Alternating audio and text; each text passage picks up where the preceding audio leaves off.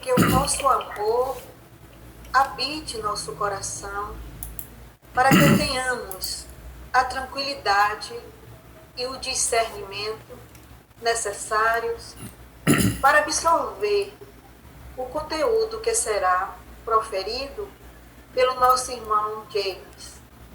Gratidão, Pai, pelas pessoas que estão conosco nesse momento, participando desse aprendizado.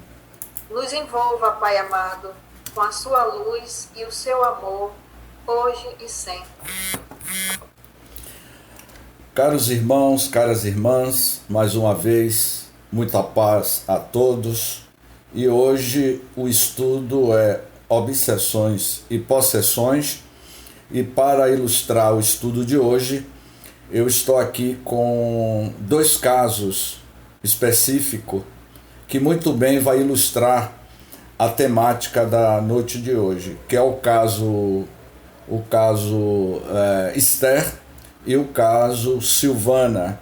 São dois casos que nós vamos narrar para todos vocês, que vai dar mais fundamentação ao estudo da Gênese, no que se diz respeito ao estudo das obsessões e possessões. Kardec já inicia dizendo o seguinte: pululam em torno da terra os maus espíritos em consequência da inferioridade moral de seus habitantes. Pululam em torno da terra os maus espíritos em consequência da inferioridade moral de seus habitantes. A ação malfazeja desses espíritos é parte integrante dos flagelos com que a humanidade se vê a braços neste mundo. A obsessão, que é um dos efeitos de semelhante ação, como as enfermidades e todas as atribulações da vida, deve, pois, ser considerada como provação ou expiação e aceita com esse caráter. Chama-se obsessão a ação persistente que um espírito mau exerce sobre um indivíduo. Apresenta caracteres muito diferentes que vão desde a simples influência moral, sem perceptíveis sinais exteriores, até a perturbação completa do organismo e das faculdades mentais. Ela oblitera todas as faculdades mediúnicas. Na mediunidade audiente e psicográfica, traduz-se pela obstinação de um espírito em querer manifestar-se com exclusão de qualquer outro. Kardec já inicia esse estudo informando que pululam em toda a terra os maus espíritos em consequência da inferioridade moral das criaturas humanas. Cada um de nós, com nosso estado de comportamento mental, é que vai estabelecer essas conexões com esse tipo de espíritos ou dessas coletividades espirituais que vivem em derredor do planeta Terra. Essas coletividades espirituais que é povoada e habitada por aqueles que foram homens na Terra e que tiveram determinados tipos de condutas, quer sejam condutas boas ou condutas ruins. Os ruins se reúnem com os ruins, os alcoólatras com os alcoólatras, os sexólogos com os sexólogos e assim por diante. E ele vai dizer que esses espíritos influenciam em nossas vidas por conta da natureza moral de cada um de nós. Quando Filomeno de Miranda, no ano de 1974, ao psicografar, através do Divaldo, o livro Grilhões Partido, e eu considero que a obra Grilhões Partido foi a primeira obra que o Filomeno de Miranda iria apresentar sobre as questões das obsessões coletivas, individuais e possessão. E Filomeno de Miranda, no trecho desse livro, Grilhões Partidos, ele diz assim: no barato das perturbações que inquietam o homem moderno, a alienação obsessiva ocupa lugar de relevo, estigmatizados por inenarráveis tormentos íntimos que procedem dos refolhos da alma.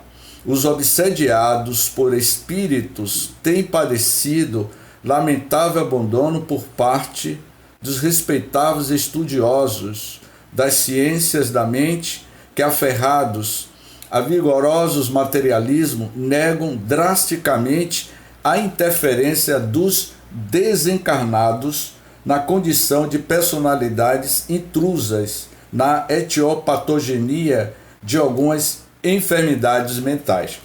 Ora, ele comenta isso no seu livro Grilhões Partidos, em 1974, e é exatamente isso que Kardec já tinha analisado, comentado na Revista Espírita, depois publicado no livro A Gênese, que essa patologia da obsessão, ela vem desde os primórdios da humanidade, e que nós é que somos os receptores. É exatamente por isso que na pergunta 459, que é de conhecimento de todos, os espíritos influenciam em nossas vidas bem mais do que vocês imaginam. De ordinário são eles que vos conduzem os vossos. Ele é constituído de acordo com as nossas tendências morais. Eu venho exaustivamente repetindo de um estudo para outro que o mundo espiritual é constituído das nossas próprias matérias mentais. Então, ele deixa bem claro que em torno da Terra é povoado por espíritos. Segundo Emmanuel, segundo a Marta, uma mensagem psicografada hoje pela manhã pelo nosso amigo Marcel Mariano, há uma população de 25 bilhões de espíritos que vive nas camadas espirituais da Terra, dentro desse campo magnético da Terra, dentro do campo gravitacional do planeta Terra, ao redor do planeta Terra, há uma variedade de habitações espirituais que vai desde umbral às regiões mais avançadas, como a colônia Nosso Lar, a colônia Servo de Maria em Portugal, a colônia Estrela de Belém na Judéia, e por aí vai. Então são infinitas colônias espirituais habitadas e habitados por espíritos que viveram na Terra, e eles estão em constante sintonia conosco. Cada um de nós, de certa forma, direta ou indiretamente, estamos sintonizados ou sincronizados com determinados tipos de entidades. Quando ele, no item 46, diz assim: assim como as enfermidades resultam das imperfeições físicas em torno do corpo acessível às perniciosas influências exteriores, a obsessão, meus amigos, olha o que ele diz assim: a obsessão decorre sempre de uma imperfeição moral que dá ascendência a um espírito mau. A uma causa física opõe-se uma força física. A uma causa moral, preciso se contraponha uma força moral. Para preservá-lo das enfermidades, fortifica-se o corpo para garanti-la contra a obsessão. Tem-se que fortalecer a alma, donde, para o obsediado, a necessidade de trabalhar por se melhorar a si próprio, o que as mais das vezes basta para livrá-lo do obsessor sem o socorro de terceiros. Necessário se torna este socorro quando a obsessão degenera em subjugação e em possessão, porque neste caso o paciente não raro perde a vontade e o livre-arbítrio. Eu vou falar sobre subjugação e possessão. Nesse parágrafo aqui, ele deixa claro que as nossas doenças físicas é uma enfermidade física. A doença do espírito é uma enfermidade moral. As nossas doenças, no que se diz respeito à questão de interferências espirituais, está associado à interferência espiritual. João Jurado, ele tinha esse nome porque ele foi jurado de morte. Ele era bancário, sofria uma influência espiritual muito grande. Ele ouvia vozes dos espíritos falando com ele. Ele acabou perdendo emprego porque no banco onde ele trabalhava, ele ouvia vozes, e essas vozes estavam se acentuando demasiadamente na vida de João, e ele acabou perdendo emprego. Ele era de uma família conceituada na sociedade paulista, na capital, quando ele dizia aos pais que ele ouvia vozes de espíritos. E aí ninguém acreditava. Ele teve a ideia, nos anos 80, de pegar um gravador e gravar as vozes desses espíritos. E ao gravar os espíritos falando com ele, e foi gravado, e ao mostrar aos seus pais, os seus pais não acreditaram, achando que era loucura, que aquilo tudo não passava de uma alucinação e de uma gravação dupla que ele fez. Para tirar João dessa situação, ele continuou gravando, e ele, quando ligava o gravador, os espíritos falavam para ele: você está jurado de morte, João. Nós não vamos deixar a sua vida enquanto você não passar para o lado de cá. Ele vivia ouvindo na sua consciência, na sua caixa craniana, as entidades falando com ele. Quando ele ia tomar banho, as entidades espirituais o seguiam, e quando ele estava tomando banho, as entidades voltavam para o quarto dele e falavam diretamente no gravador. E foi tudo gravado. O que eu estou narrando a vocês foi uma pesquisa que o Dr. Hernani Guimarães fez sobre a história do jovem João Jurado.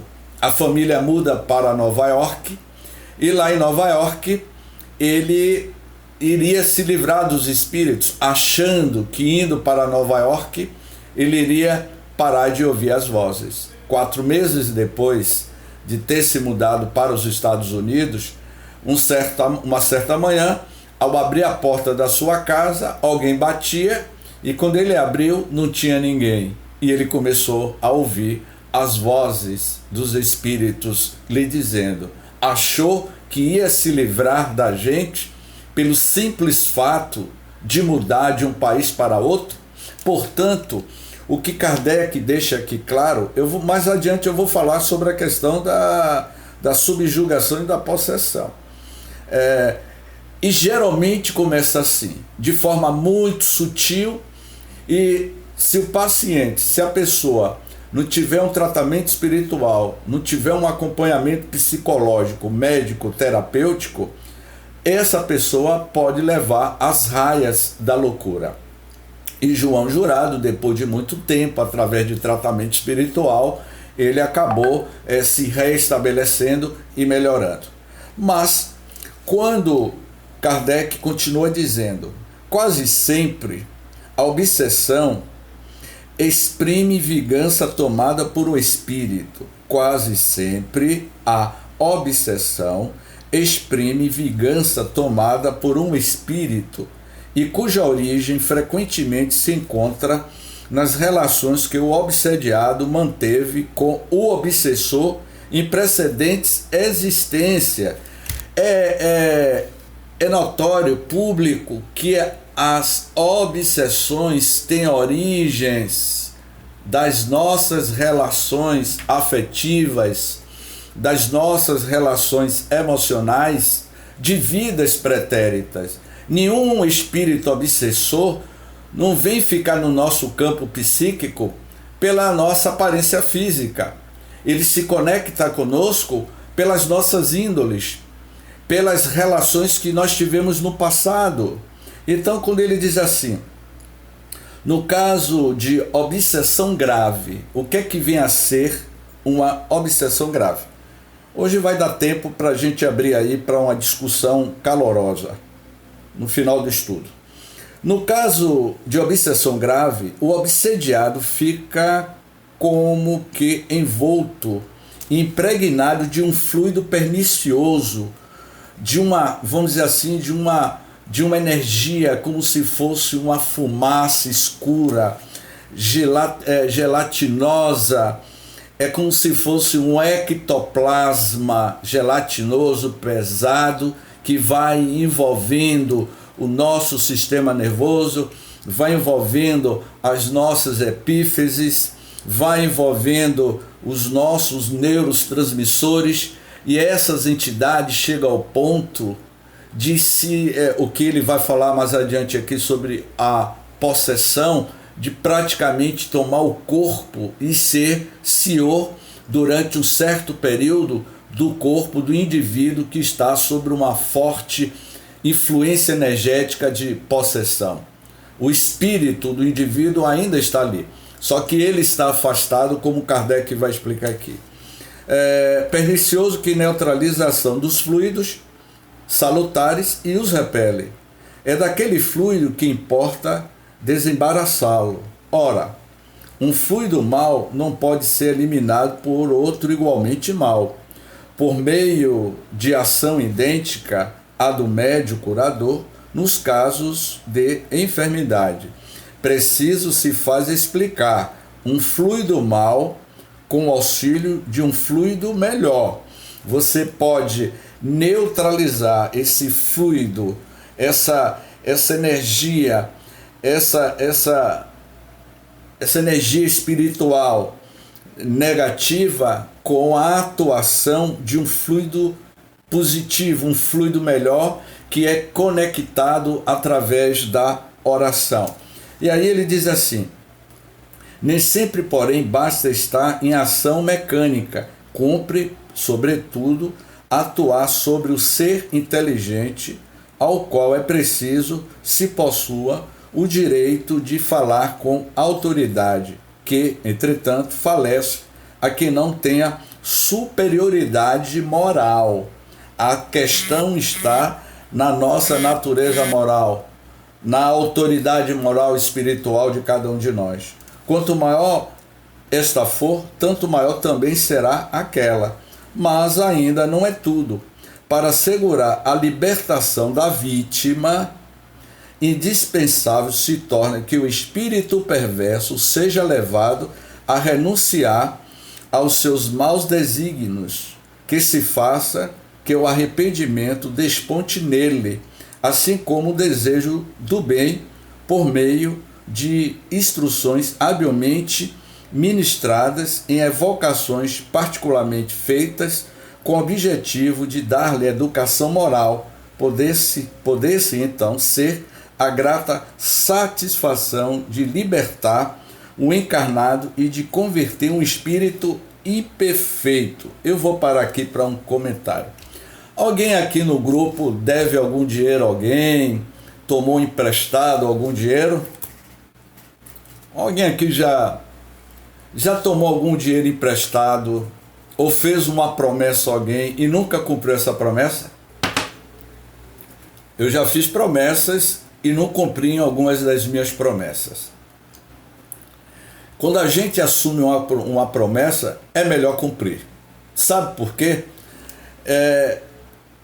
Eu vou ilustrar essa parte desses fatos com o que ocorreu com o soldado Matias, narrado no livro Grilhões Partidos. Na Segunda Guerra Mundial, os pracinhas brasileiros desembarcaram na Itália para o fronte de guerra.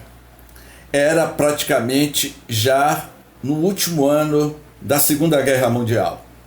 E o coronel Epaminondas, junto com o coronel Constâncio Santa Maria, eles na época eram sargento na Segunda Guerra Mundial, e na qualidade de sargento, o Epaminondas tinha sob o seu comando inúmeros soldados. Dentre esses soldados, havia um soldado chamado Matias. E esse soldado Matias, ele morava aqui em Salvador. Ele era soteropolitano. Ele era baiano. Matias morava aqui em Salvador.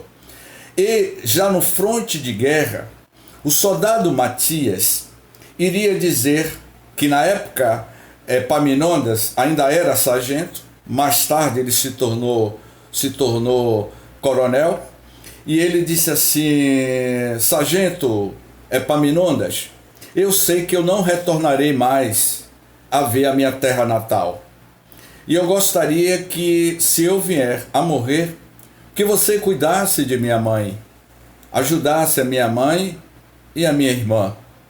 Eu gostaria que o senhor desse um apoio a elas duas, que são duas pessoas necessitadas. A história está bem explicada no livro Grilhões Partidos, que foi psicografado em 79. Quando a guerra terminou, Matias morreu no fronte de guerra, o sargento Epaminondas voltou para o Brasil. Os anos se passaram, 20 anos depois da guerra, na década de 60, ele agora já reformado, coronel Epaminondas, estava no seu prédio na Avenida Atlântica, no Rio de Janeiro, com a sua esposa, comemorando os 15 anos de sua filha Esther, quando, no meio da festa, aquela jovem Esther se aproximou do pai, filha única, e deu um tapa no rosto do pai e começou a esmurrar o pai no dia da festa dos seus 15 anos, na frente de todos os convidados. Aquilo foi algo fora do comum. A jovem Esther foi internada em uma clínica psiquiátrica no Rio de Janeiro, e nessa clínica tinha uma enfermeira cujo nome dela se chamava Rosângela, e ela era espírita.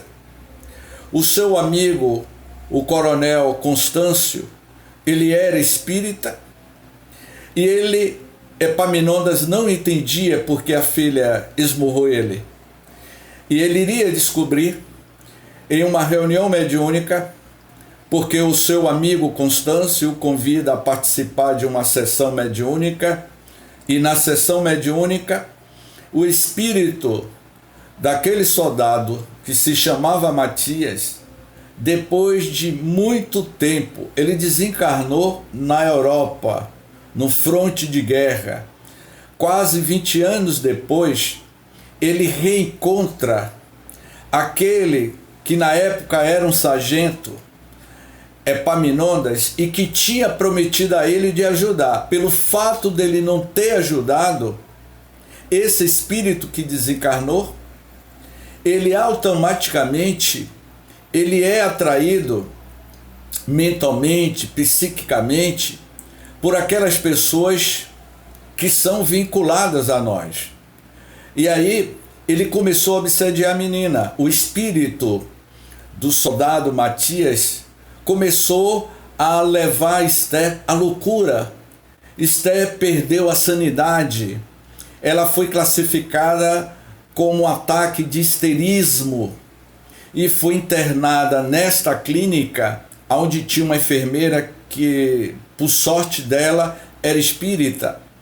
E o coronel Epaminondas iria descobrir de que ele realmente tinha prometido a um soldado que morreu no fronte de guerra em ajudar a sua família. E o espírito veio cobrar por aquilo que ele tinha prometido em ajudar a sua família.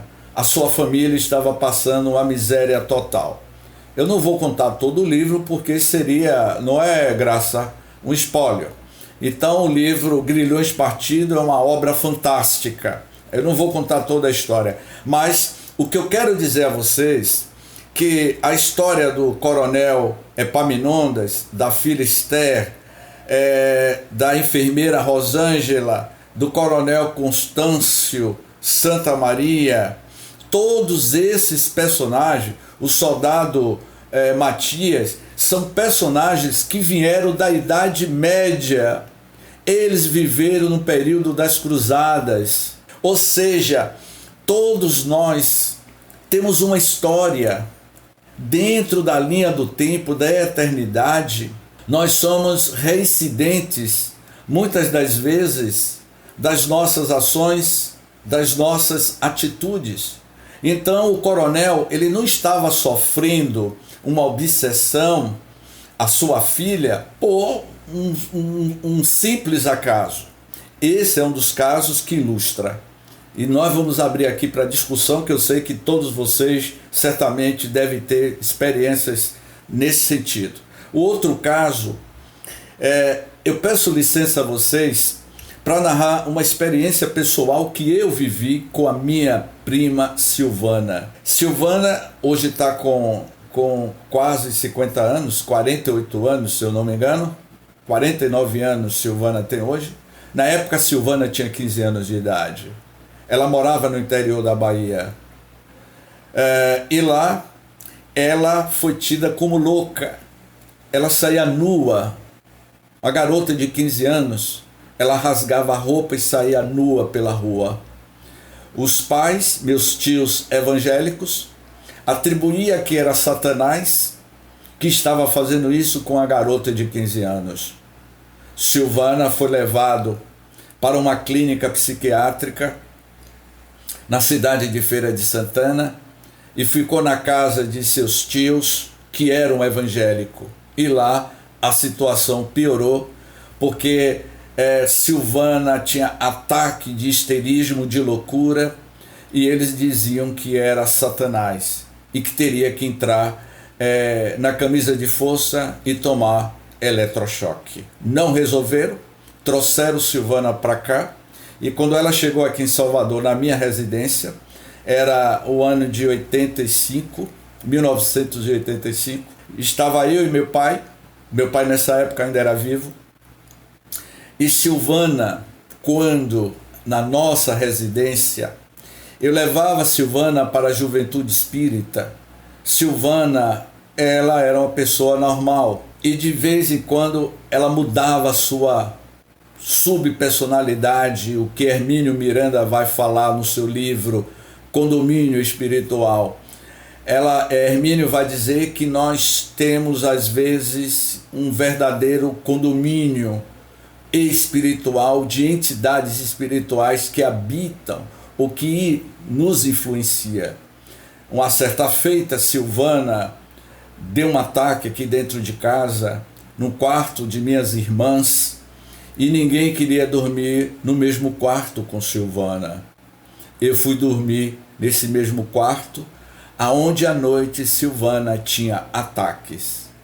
E uma bela madrugada, por volta de meia-noite, ela começou a dar gargalhadas, e começou a gargalhar, a gritar e dar gargalhada. Eu me acordei, eu estava no mesmo quarto com ela dormindo, porque ninguém dormia mais.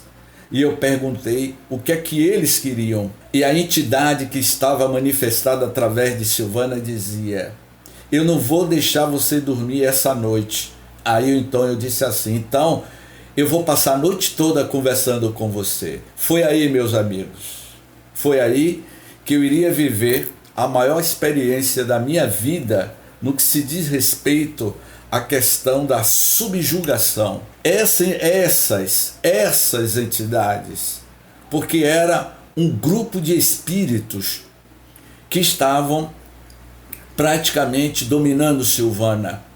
E eles começaram a me dizer que levou muito tempo para localizar Silvana.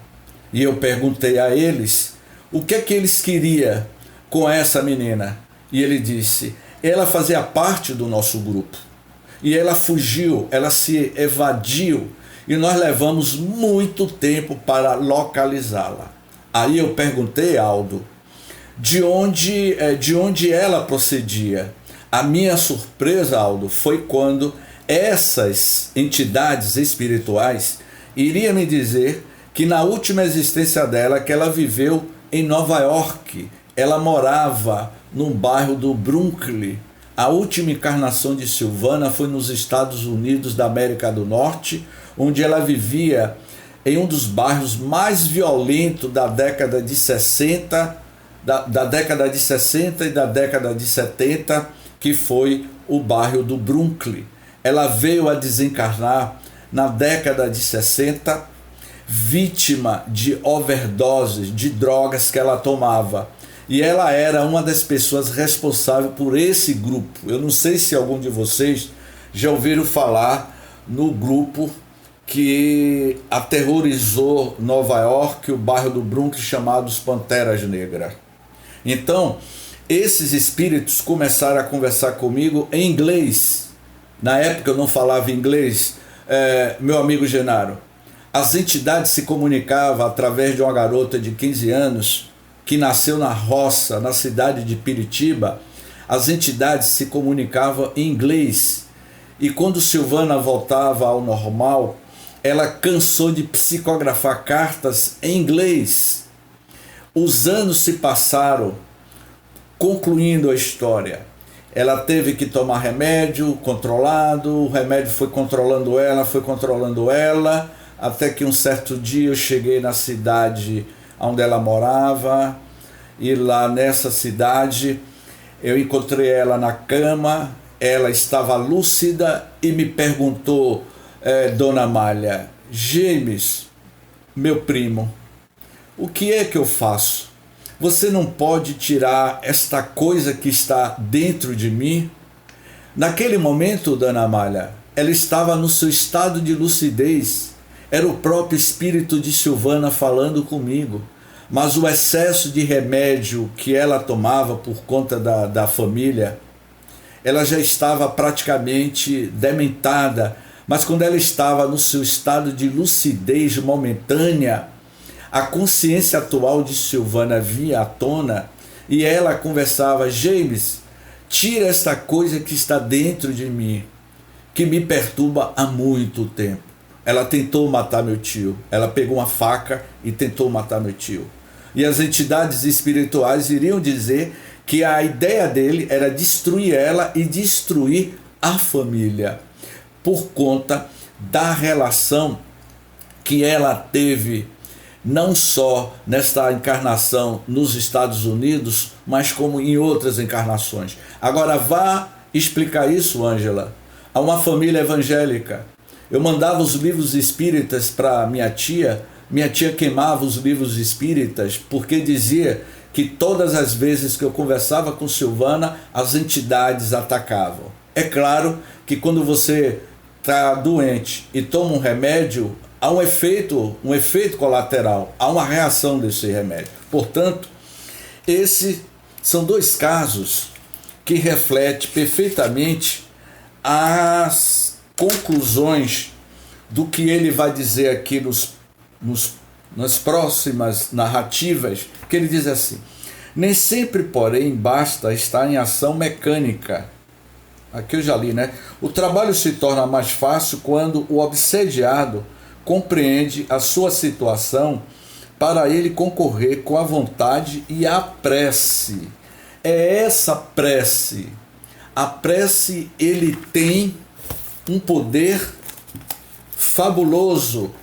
A prece, quando o coronel Constâncio pergunta ao seu amigo coronel Epaminondas: você tem o hábito da prece? Você tem orado? Inquiriu o coronel. A oração produz milagres de renovação e paz, modificando paisagens sombrias e fortalecendo o homem. Ou seja, o alimento da alma é a prece. Quando Simão Pedro ao questionar Jesus: Rabi, o que eu devo fazer para me aproximar de Deus? E qual foi a resposta, Dona Josefa, que Jesus deu a Simão Pedro? Eis através da oração. Através da oração você vai se conectar com Deus, vai se aproximar de Deus. Quando nós oramos, a nossa prece com fins do universo e move seu favor. A oração, ele tem um poder muito maior do que uma ogiva nuclear, porque ele é uma energia oriunda da natureza espiritual de cada um de nós. Portanto, quando ele diz assim, que o outro tanto não sucede quando, seduzido pelo Espírito que o domina, se ilude com relação às qualidades deste último e se compraz no erro a que é conduzido, porque então, longe de a secundar, o obsediado repele toda assistência. É o caso da fascinação, infinitamente mais rebelde, sempre do que a mais violenta subjugação, quando o indivíduo está fascinado.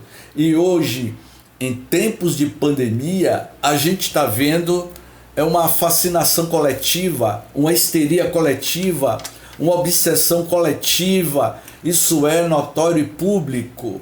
E aí, ele continua dizendo: em todos os casos de obsessão, a prece é o mais poderoso meio de que se dispõe para demover de seus propósitos maléficos o obsessor. Na obsessão, o espírito atua exteriormente com a ajuda do seu perispírito, que ele identifica com o do encarnado, ficando este, afinal, enlaçado por uma como teia e constrangido a proceder com uma teia de aranha. A gente fica envolvido por essa teia de aranha, escura, negativa. E quando nós oramos, criamos um campo de luz que desagrega essas teias nefastas, que geralmente a obsessão começa a atuar através dos nossos neurotransmissores. E o primeiro ponto, um dos primeiros pontos que as entidades inicia para um processo de uma obsessão simples, para depois uma subjugação, uma possessão e uma fascinação, é através da glândula pineal. É o olho da alma, o olho do espírito, como se diz. É essa epífise que está conectada com todos os nossos outros plexos.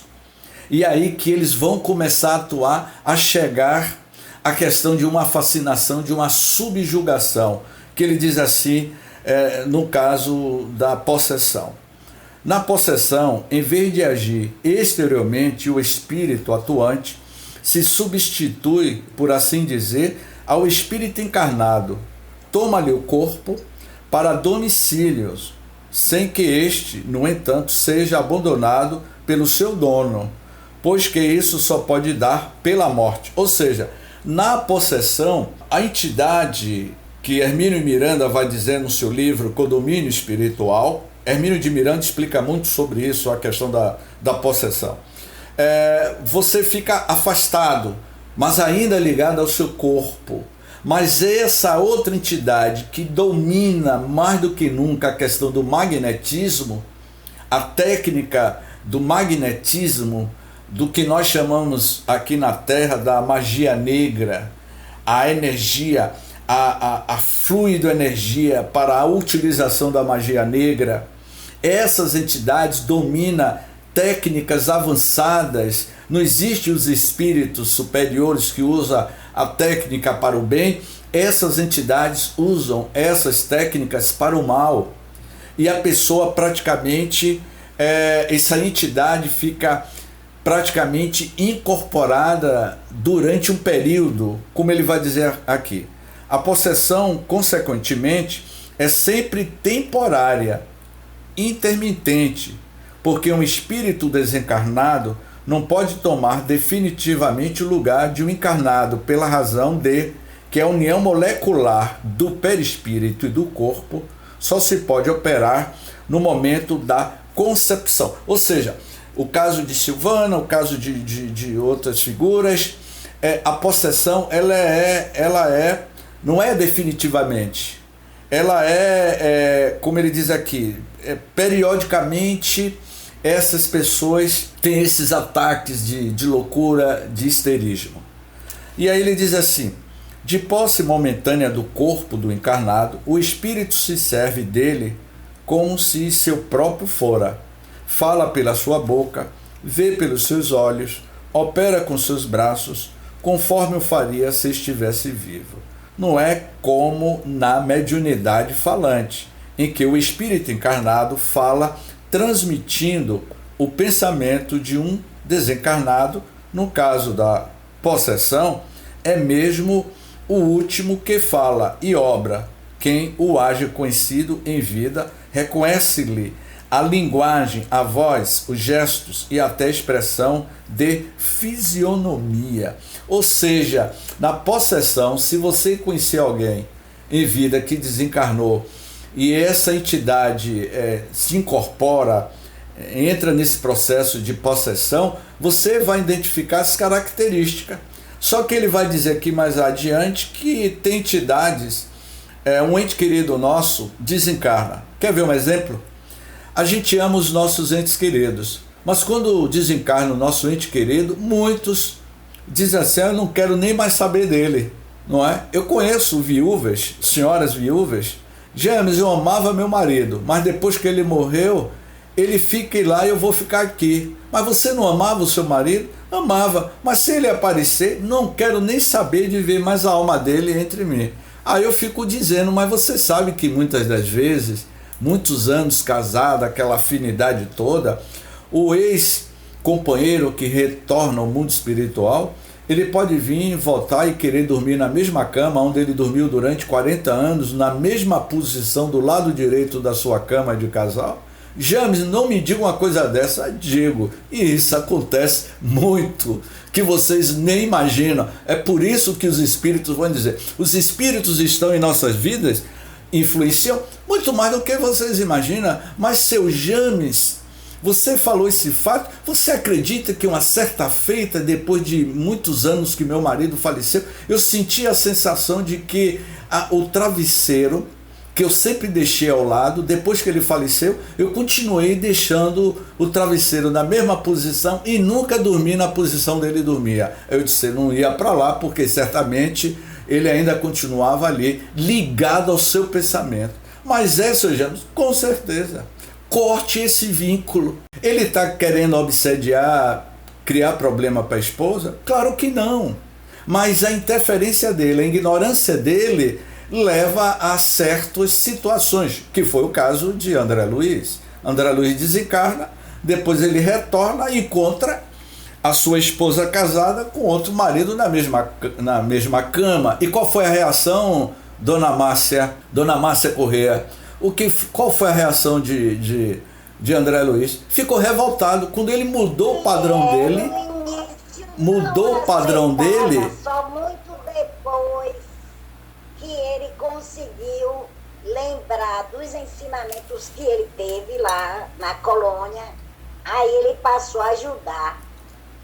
Exatamente, Dona Josefa. Então ele começou a ver imagens negativas. Foi aí que disseram a ele: volte para o seu padrão mental.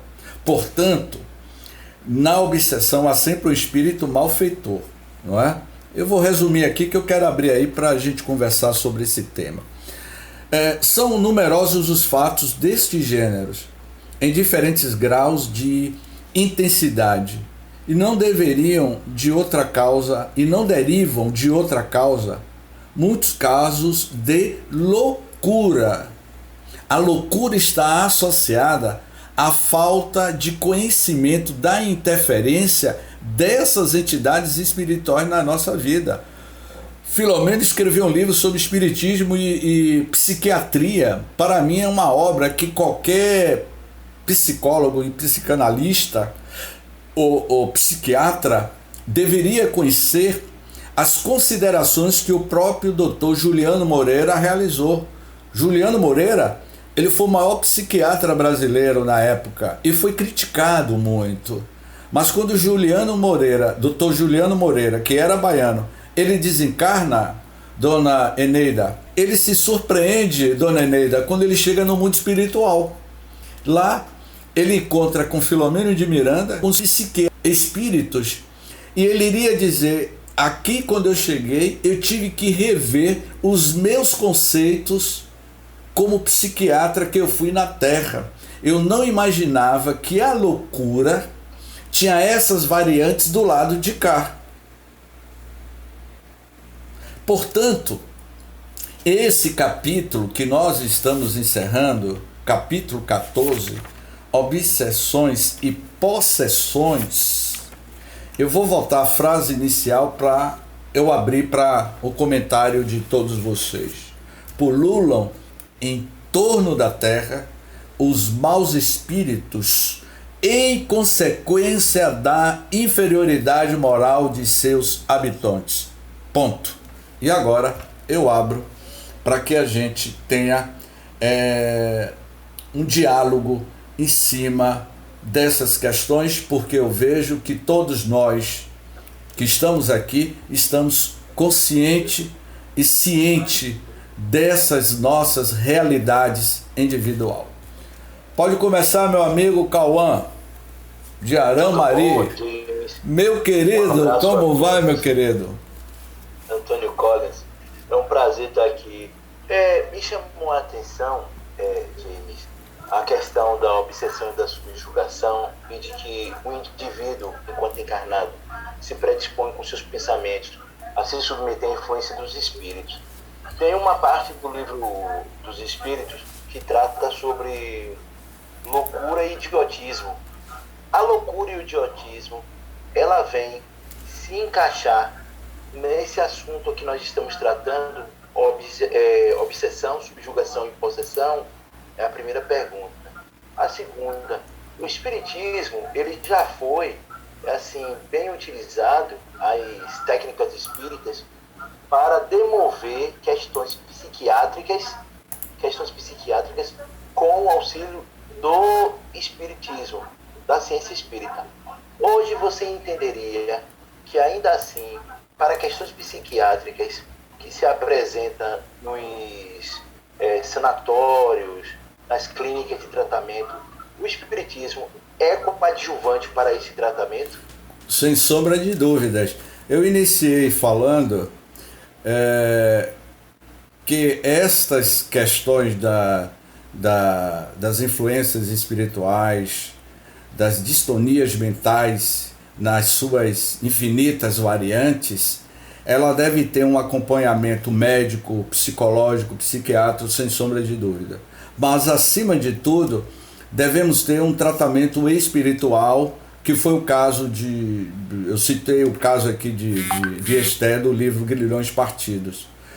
Filomeno de Miranda, nesse livro, ele vai falar exatamente isso da sua observação que você está fazendo, Antônio Collins.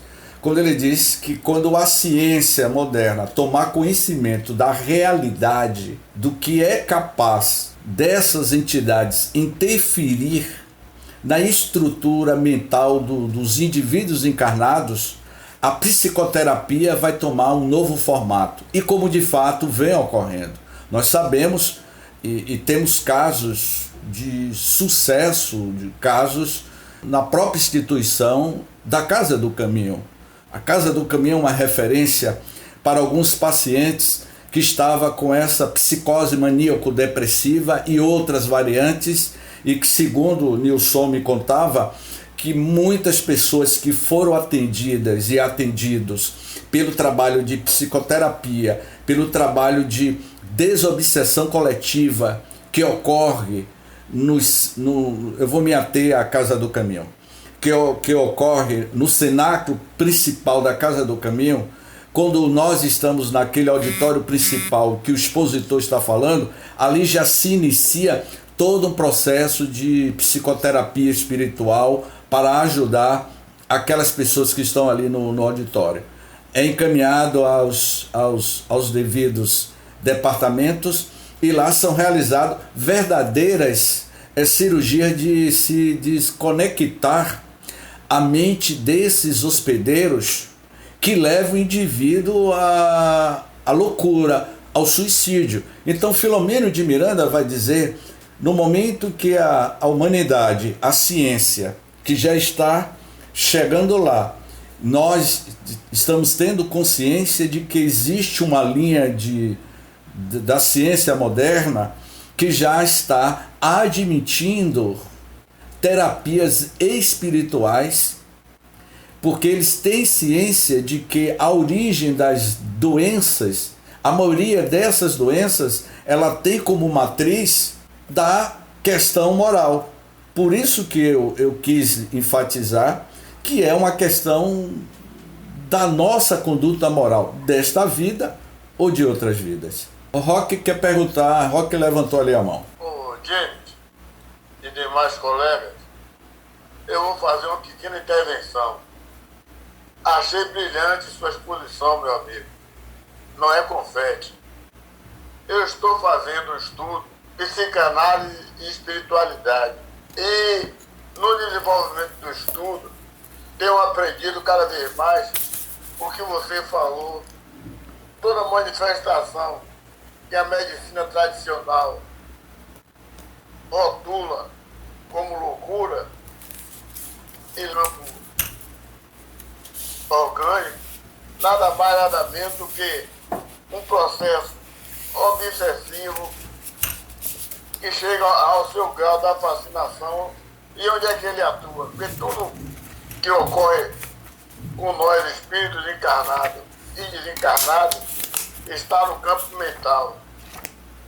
E é no campo mental que começa a atuar e leva ao enfraquecimento do organismo e gera aqueles fatores. Isso tem me dado uma... E complementando, estudando a Bíblia, capa a capa, no Gênesis mosaico, entendendo toda essa formação, quando nosso Pai Deus, a inteligência suprema, nos criou livre e que nós nos rebelamos desde aquele momento do mito do Adão e Eva a hoje, que estamos passando pela pandemia e que as pessoas não entenderam que a vacina está chegando, pelo amor do Pai, as rogativas que saem do baixo para o alto, através das orações e das preces, tem enfrentado as vibrações negativas dos que saem para fazer as muvucas, desrespeitando todo o processo de segurança e não quer se dobrar ao Pai, ao Instituto da Fé, do Amor e da Caridade, mas o Pai reconhecer que o que está acontecendo tem levado a humanidade a romper com o pior das doenças, que é o orgulho, o egoísmo, a cupidez, mandou os emissários trazer a vacina para a nossa cura. E muitos ainda irão voltar ao mundo espiritual. Pois é, Roque. E provavelmente nem aqui reencarne após o processo. Vê, Roque, no final do estudo eu vou publicar lá o título do livro, é Transtornos Psiquiátricos e Obsessivos, de Manuel Filomeno de Miranda. Mas eu estou vendo aqui no chat, Roque, uma pergunta de Fabiana e Heloísa. A Fabiana diz o seguinte: a depressão seria então um processo de obsessão? E no caso de uma depressão, se estende por anos, pode ser um caso de possessão? Fabiana, quando eu escrevi um livro, ou melhor, eu escrevi, Fabiana, um opúsculo, e que esse opúsculo falava sobre a visão espírita da depressão. Eu levei 4 anos estudando sobre depressão e comprei toda a obra que falava sobre depressão, dona Amália. Eu já estava ficando depressivo de tanto ler livro grosso que falava sobre depressão. E aí, Fabiana, Eu cheguei a uma conclusão, eu estudei as obras de Joana. Joana fala muito sobre a depressão, estudei as obras de Dr. Roberto Lúcio, lá de Minas Gerais, e nós fizemos um opúsculo. E o livro de Adenauer. O livro de Adenauer é um livro que eu indico a todos vocês, eu acho que tem em PDF. Eu acho que o livro de Adenauer, anote o nome desse livro de Adenauer aí, que é muito bacana, Heloísa. Alquimia do Amor. Esse livro está em PDF e vocês podem baixar. Eu pedi autorização na época a Adenauer, que iria usar o livro dele e colocar nesse livro, nesse livreto que eu estava escrevendo. Alquimia do Amor fala de vários personagens. Eu não vou me estender aqui sobre um dos personagens do livro, que foi tratado por Adenauer como psicólogo, terapeuta, não é? E aí, o livro Alquimia do Amor, ele vai dizer que a questão da depressão não é uma questão de possessão, é uma questão do que eu falei anteriormente, das nossas relações de vidas passadas. Como, por exemplo, teve um período da minha vida que eu me sentia introspectivo, melancólico. Você fica introspectivo, melancólico um dia, 2 dias, tudo bem. Mas se você atravessa uma vida inteira assim, é algo que não vai bem com você.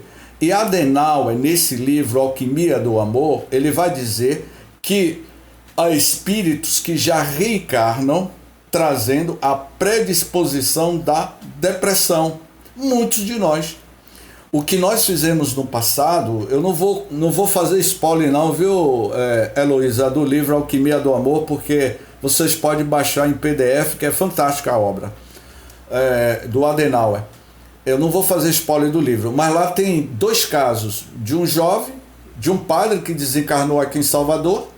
Esse padre, ouviu, Roque? O cidadão era um padre na década de 60, ele morreu no seu ostracismo. Depois que ele desencarna, ele começa a influenciar um jovem.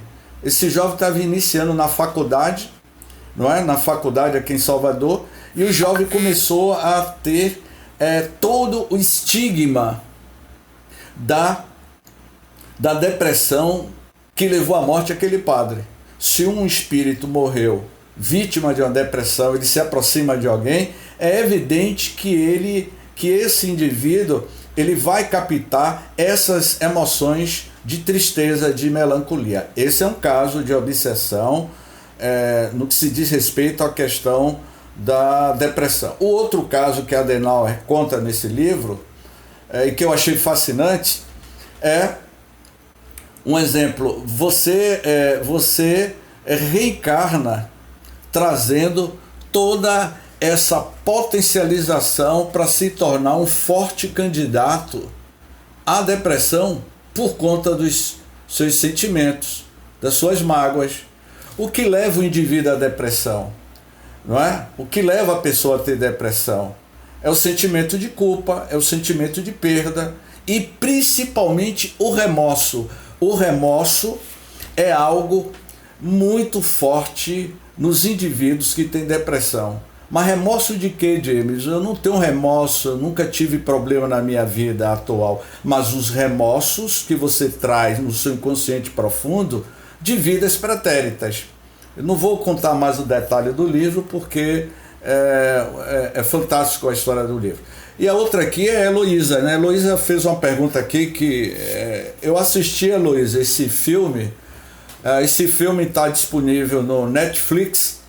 E para que você, Roque, que está estudando transtornos psiquiátricos, assista esse filme aí no Netflix, que a Heloísa colocou aqui, não é? Temos o grande exemplo da psiquiatra Nise da Silveira.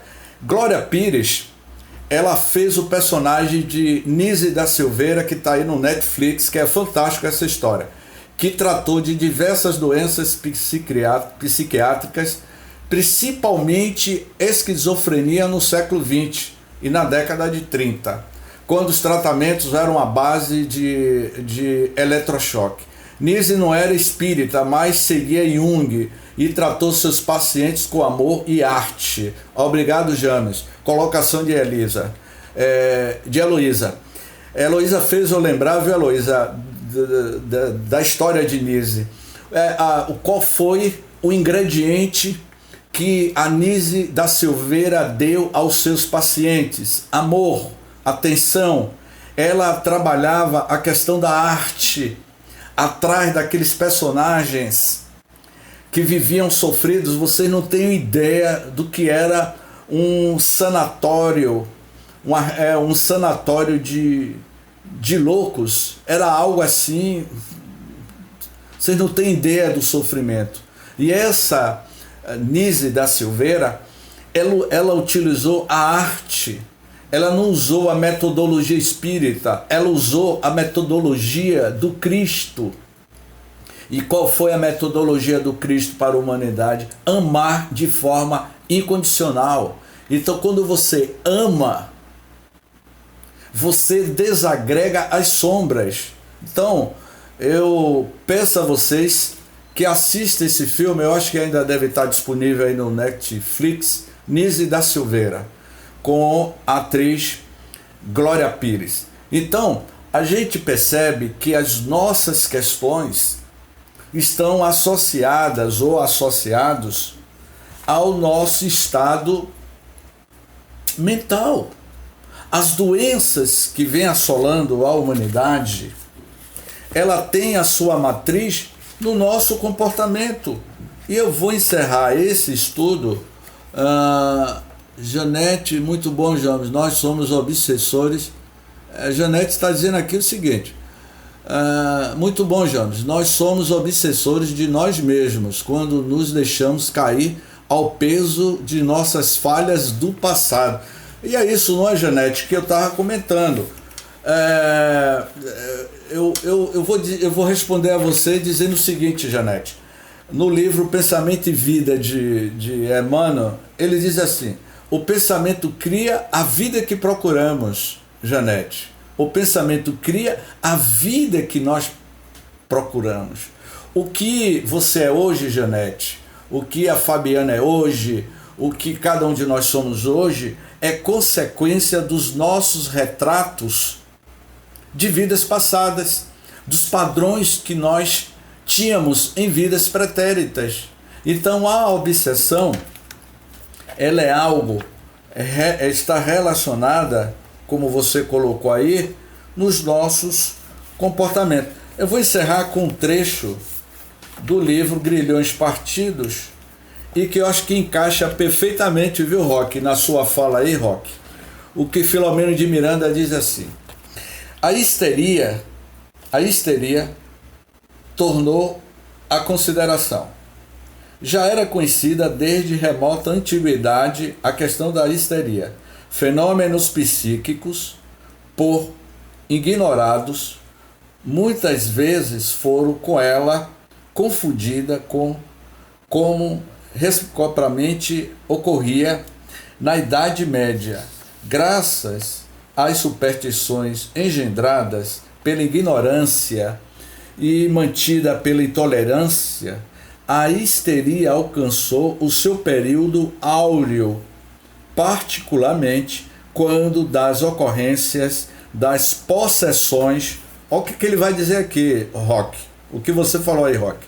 Das possessões espirituais coletivas, das possessões individual e coletivas que tomavam de assalto cidades, regiões, monastérios, o que decorrem aos dias de hoje, que é chamado de demonopatias, rudemente punidas pela igreja mediante aplicação de métodos. Vai dizer que a possessão coletiva, isso ataca o indivíduo, ataca a cidade e regiões. Então, quando o índice de homicídio, de criminalidade ocorre em alguns bolsões de Salvador, que o índice de criminalidade está muito alto, eu sempre analiso dessa forma: o sistema imunológico daquela coletividade está baixa. Sistema imunológico esse que é o pensamento. Que tipo de padrões mentais as pessoas estão pensando? Eu estava aqui na porta do prédio onde eu moro, e hoje pela tarde passou uns adolescentes, menos de 14 anos, gritando e dizendo palavras chulas, palavrões terríveis. Que tipo de energia se atrai? Quando você está em uma comunidade como é que se diz assim, de tráfico de drogas, de terror, as pessoas bebendo, as pessoas com aquelas danças libidinosas, que tipo de padrão mental, que tipo de companhias estão auferindo na psicosfera daquela comunidade? Então, Filomeno de Miranda diz isso nesse livro, e esse último livro que ele escreveu sobre novos rumos para o mundo de regeneração, ele vai tornar a dizer que a pandemia ela é fruto da psicosfera mental criada pelos seus próprios moradores. Eu só estou repetindo o que eu comentei semanas atrás, que o coronavírus nada mais é fruto da origem das nossas formas, pensamentos, que se materializou pela insanidade humana nossa, que nos levou a esse estado, e que podemos sim mudar. Qual é a nossa postura de mudança, minha amiga Janete? Mude a sua forma de pensar. Assista filmes como a sugestão aqui da nossa amiga, lá do filme do Netflix, Nise da Silveira. Filmes positivos, músicas clássicas, orações, e não matérias sensacionalistas de criar um terrorismo psicológico, porque é isso que eles querem. Eles quem? Essas entidades que querem criar o caos, e eles vão achar guarida em mentes desavisadas e vigilantes. Portanto, essas são as nossas considerações hoje. Obrigado aí pela participação de todos vocês. Bernadette está perguntando qual o nome do filme. Dona Bernadette, você me pegou, mas acho que é esse mesmo. Nise da Silveira. Coloca lá no... Coração da Loucura, não? Como? O Coração da Loucura? Eu acho que coloque aí no grupo, eu acho que é isso mesmo. É Coração da Loucura. Coração da Loucura. Coração da Loucura, é isso mesmo, anota aí. Eu vou até anotar que eu vou assistir de novo. Coração da Loucura. Obrigado, viu, Heloísa? Boa lembrança de Heloísa, que ela pediu para eu comentar aqui sobre Nise da Silveira. Coração da Loucura. Assista, que vocês vão entender o que o que vem a ser uma obsessão, uma possessão, e como ela trabalhou e tratou os seus pacientes. Semana que vem vamos estudar os milagres de Jesus. E é nos milagres de Jesus que nós vamos ter agora um melhor entendimento, depois de estudar todo esse capítulo 14 que tratou dos fluidos, não é? Então, hoje eu vou pedir aí a nossa amiga Ângela para fazer a prece de encerramento. Pode, Ângela? Sim, com muita gratidão pelo estudo da noite. Vamos acalmar as nossas mentes, coração. Agradecer a Deus pelo estudo que nos foi planado, rogando as bênçãos para que toque os nossos corações, para que possamos transpor essa fase que estamos passando, nos mergulhando cada vez mais no crescimento moral, espiritual.